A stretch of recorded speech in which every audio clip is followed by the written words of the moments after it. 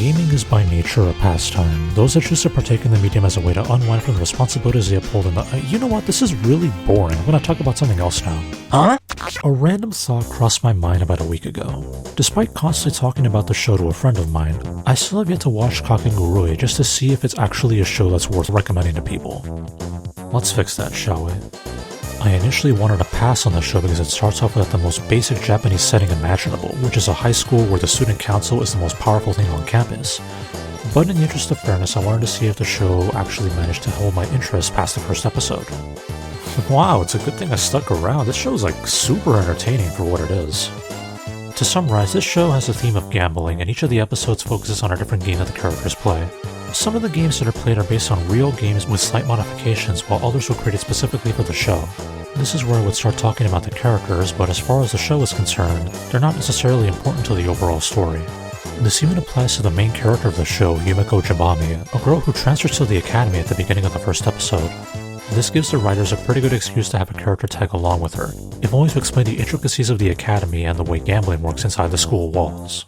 To put it simply, because all the kids in the school come from extremely wealthy families, societal norms and general customs are quickly turned on their head if someone isn't able to prove themselves in a gambling match. A pecking order is established so that those that fall below a certain money threshold end up becoming slaves to the other students.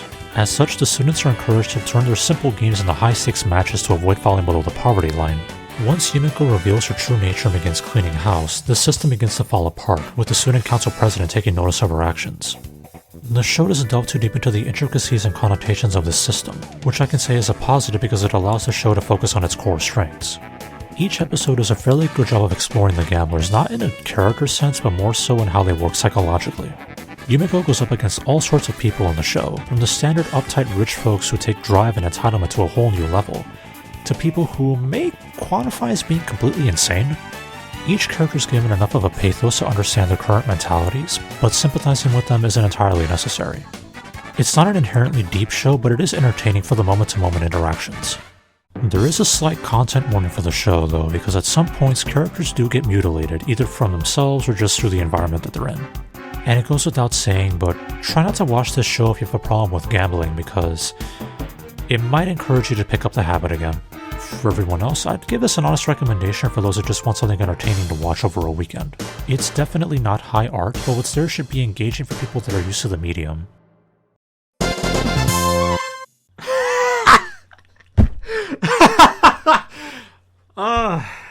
See, this is why I don't recommend anime to people. What the fuck?